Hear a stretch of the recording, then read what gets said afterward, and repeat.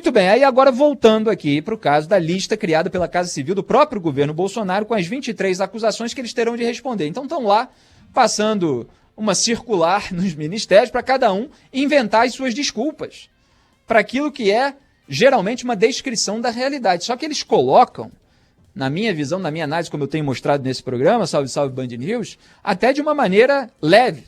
Por exemplo, número 1, o governo foi negligente com o processo de aquisição e desacreditou a eficácia da Coronavac, entre parênteses, que atualmente se encontra no PNI, o Plano Nacional de Imunização. Não é que ele foi negligente com o processo de aquisição, ele sabotou o processo de aquisição. A Pfizer fez a proposta em agosto, já expliquei 200 vezes nesse programa, e o governo Bolsonaro, por ordem do presidente, rejeitou a aquisição da Pfizer.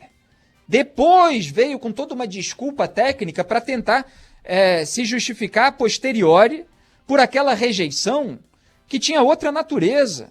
Qual era a natureza? Ela não fazia parte da estratégia do presidente para combater a Covid-19, porque a estratégia do presidente era todo mundo se expor mesmo. Quem morresse, que morresse. Essa era a estratégia do presidente. Ele achou que iam morrer 800 pessoas no máximo, que era preciso adquirir a imunidade de rebanho, que 70%, várias entrevistas, vídeo inclusive, dele de jet ski, dizendo que 70% das pessoas vão se contaminar.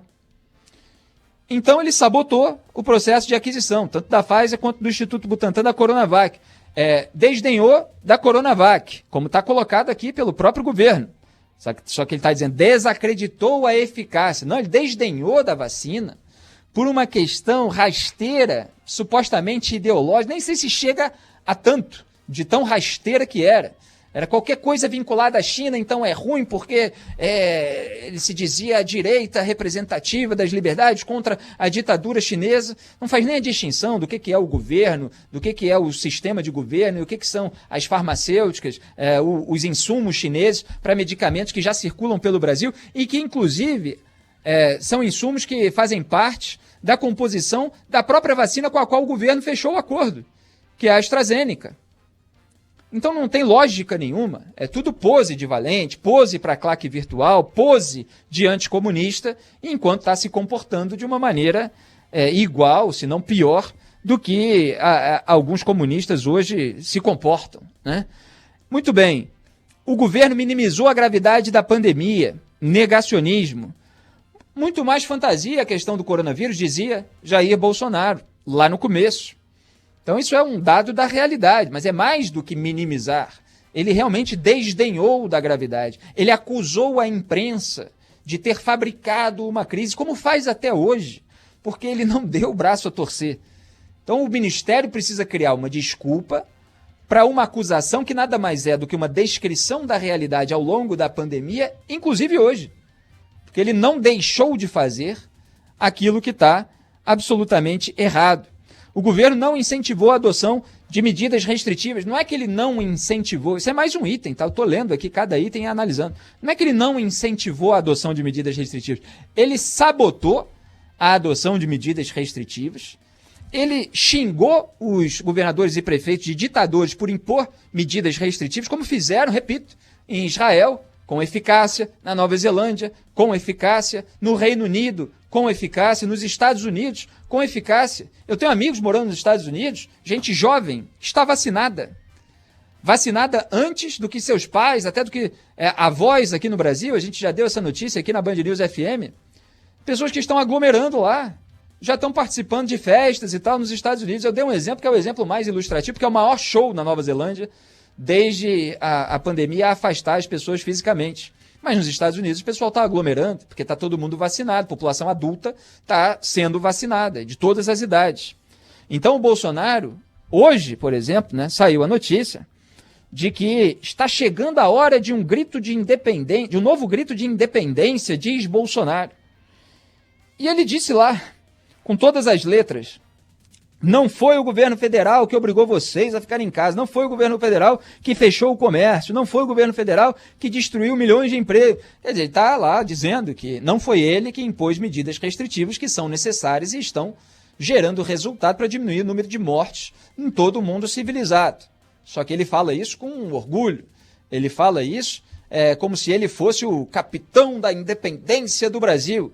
A independência está sendo conquistada pela Nova Zelândia, por Israel, a população está na rua. Nos Estados Unidos, por quê? Está vacinada, repito, porque tomou os devidos cuidados. E aí ele vem com essas ameaças veladas de usar as Forças Armadas, que é um blefe, de certa forma, mas a gente precisa colocar algumas nuances aí, porque ele não tem o controle total das Forças Armadas para reagir contra medidas restritivas, mas ele faz que tem, né, para as pessoas ficarem com medo de qualquer medida dura contra ele.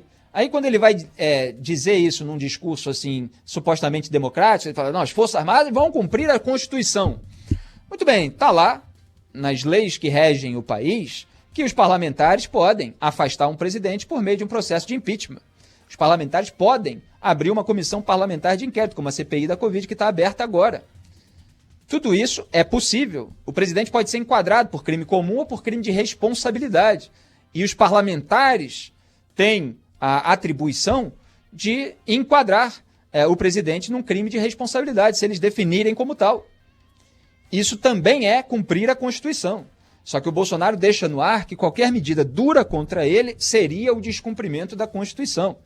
Quer dizer, não é muito diferente dos petistas, quando houve a acusação de crime de responsabilidade, em razão de fraudes fiscais, no governo da Dilma Rousseff, dizia que é tudo golpe, dizem até hoje, né? Tudo para eles é golpe.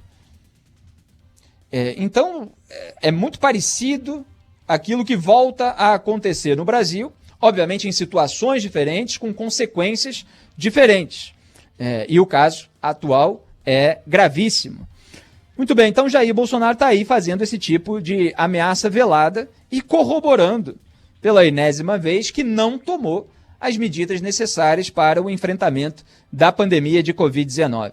Muito bem, era isso, ainda tem muitos itens aí para a gente analisar. Por exemplo, o item 4, só para concluir, o governo promoveu tratamento precoce sem evidências científicas comprovadas. É pior do que isso. O governo promoveu medicamento comprovadamente ineficaz, como a hidroxicloroquina. Meses e meses depois de um consenso em todo mundo civilizado de que é um medicamento ineficaz, tanto que Donald Trump nem sequer usou quando se contaminou da Covid-19 nos Estados Unidos. Aí vem o caso do Amazonas e vários outros, enfim, não vou aqui detalhar os 23 itens, mas eles servem de base, claro, para a CPI da Covid formular as suas acusações sem se deixar engambelar pelo eufemismo do próprio governo e sem deixar de abrir margem para outras acusações que a gente tem visto que são necessárias também. Mas serve de roteiro, a oposição já está lá dizendo, é uma confissão de culpa, que de certa forma só que uma confissão branda de culpa. A culpa pode ser mostrada em toda a sua inteireza no quadro elaborado pela CPI.